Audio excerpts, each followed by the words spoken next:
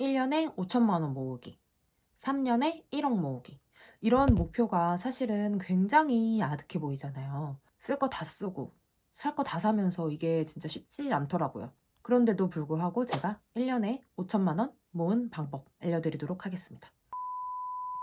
우선 저희는 평범한 맞벌이 부부입니다. 4살 아이를 양육하고 있어요. 아기를 키우면서도 1년에 5천만 원을 모은다고 가능하더라고요.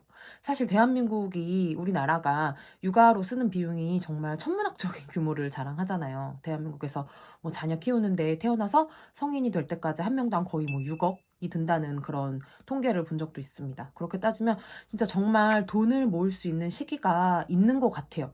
이 시기를 놓치지 않고 잘 활용을 해야 이 돈이 모여서 첫 투자를 할 수 있는 종잣돈이 되고, 그 첫 번째 투자를 바탕으로 한 단계씩 한 단계씩 성장을 하면서 차근차근 내 자산을 불려나갈 수 있게 되는 거라고 생각을 합니다. 이거를 저희는 꽤 일찍 깨달았기 때문에 저희 부부는 결혼 직후 최소한 3년 또는 아이가 유치원에 가기 직전까지 몇 년간은 돈 모으기에 집중을 하자라는 게 목표였고, 그것을 실천해 나가고 있습니다.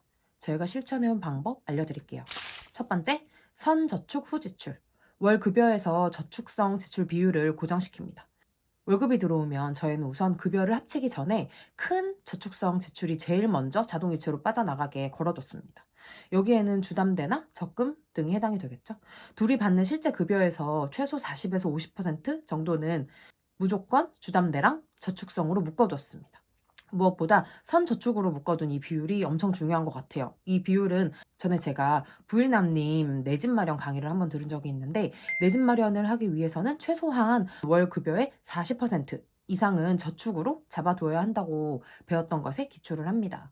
최소 저축액이 빠져나가고 나서 남은 돈을 합쳐서 한 달 가계 운영을 시작합니다. 두 번째, 성실하게 절약하기. 사실 요새 뭐 거지방, 뭐 짠테크 이런 용어 자체가 굉장히 유행하고 있잖아요. 근데 저는 짠테크를 지향하진 않습니다. 다만 성실하게 절약을 하는 삶을 지향해요. 이 말은 즉 사치성 소비라든지 보여주기식 소비라든지 보상성 소비는 조금 지양을 한다는 뜻이에요. 실제로 제가 인스타그램을 삭제한 지 한 2년 정도 됐는데요. 자, 이쁜 카페에 가서 비싼 케이크 먹고 사진 올리고, 호캉스 가고, 해외여행 가서 SNS 올리고 이런 거 저도 좋아했어요. 이런 식으로 했었어요. 근데 이게 결혼을 하고 나서 생각을 해보니까 좀 무의미하다라는 걸 넘어서서 내 정신을 약간 혼란스럽게 할 정도로 유익함이 하나도 없다는 거를 깨달았거든요. 이거를 깨닫는 데에는 사실 결혼이라는 터닝 포인트가 있었습니다. 그러니까 연애할 때는 뭐 서로에게 뭐 선물 많이 사주잖아요. 크리스마스 선물, 뭐 생일 선물, 연말 선물 이런 거 사주고 뿌듯해하고 이랬는데, 결혼을 하고 나니까 우선순위가 좀 바뀌더라고요. 신혼기간, 그리고 아이가 어릴 때 사교육비가 조금이라도 덜 들어가는 기간, 최소 한 2년에서 3년 정도만이 우리가 진짜 빡세게 돈을 모을 수 있는 기간이다라는 걸 서로 빨리 깨달았다는 거. 그리고 이 기간을 통해서 저희는 내 집 마련을 했거든요. 내 집 마련을 했다는 거. 내 집이 생기니까 매달 매달 나가야 되는 주담대 자체가 우선은 부담스러워요. 이거를 갚기 위해서라도 성실하게 절약을 하는 삶을 살고 있습니다.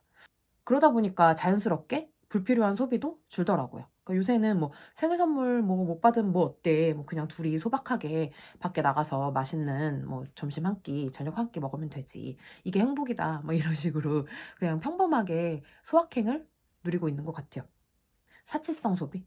앞에서 말씀드렸던 사치성 소비, 보여주기식 소비, 보상성 소비 이런 것만 줄여도 저축을 할 수 있는 금액 자체가 훨씬 높아집니다. 이거를 확보해 보세요. 세 번째는 내면을 조금 더 성숙하게 키우는 시간을 보내고 있습니다. 제가 올해 읽었던 책 중에 이제 하나인데요. 저는 이제 연초에 미리 읽었는데 이게 지금 베스트셀러 1위더라고요. 그러니까 베스트셀러 순위를 보면 왜 요새 사람들의 관심사를 알 수 있다고 하잖아요. 어떤 책을 사람들이 가장 많이 좋아하는지, 그거 자체가 사람들이 요새 뭘 가장 화두에 두고 있는지를 뜻하는 거니까요. 연말이고 뒤숭숭해서 그런지 다들 본인의 삶을 돌아보는 그런 분위기가 만연해 있는 것 같다라는 생각을 하게 됐습니다. 이 책에서 말하기를, 진짜 부자는 부를 자신의 장점을 개발하는 데 최대한 활용한다. 경제적, 시간적 자유를 얻으면 유흥이나 과시, 소비보다 자신의 교양을 쌓는 데 투자한다. 그러나 가짜 부자는 시간을 생산적으로 쓰지 못하고 남에게 과시하거나 낭비와 방탕으로 돈을 쓴다. 진짜 부자는 돈의 가치를 잘 알기 때문에 오히려 검소한 경우가 많고 돈 관리에 철저하다. 재산을 불행을 위한 방호벽으로 여기지 즐거움을 위한 수단으로 생각하지 않는다. 가짜 부자는 저축하지 않고 낭비해서 번 만큼 쓰는 실수를 하는 바람에 결국은 다시 가난해진다. 이런 내용이 있었어요. 이걸 읽고 뭔가 마음이 아득해지는 그런 깨달음을 살짝 얻었는데요. 이 글귀를 읽으면서 진정한 부를 일궈내기 위해서는 어떠한 자세를 가지고 어떠한 마음 자세를 가지고 임해야 되는지를 깨달았습니다. 특히 재산을 일구는 이유가 단순히 내가 좋은 차를 타고 좋은 옷을 입고 명품을 들고 뭐 좋은 집에 살고 이런 거를 위해서가 아니라 정말 나에게 그리고 우리 가족에게 우리 가정에게 어떠한 어려움이나 힘듦이 닥쳤을 때 그때는 어쩔 수 없이 필수 불가결하게 돈이 필요할 수밖에 없어요. 그렇기 때문에 예를 들어 뭐 아프다거나 피치 못할 상황이 생겼을 때를 위한 방호벽을 쌓기 위해서 돈을 모은다라는 시야를 가지게 되었습니다. 기본적으로 이 책을 읽고 나서 이런 마음가짐으로 하루하루 착실하게 시간을 보내다 보면 부자까지는 아니더라도 내가 일군 우리의 자산 자체는 지킬 수 있는 그런 삶이 되지 않을까 하는 생각이 듭니다. 오늘은 조금 짧게나마 저희가 1년에 5천만 원을 모을 수 있었던 이유에 대해서 영상을 만들어 봤습니다.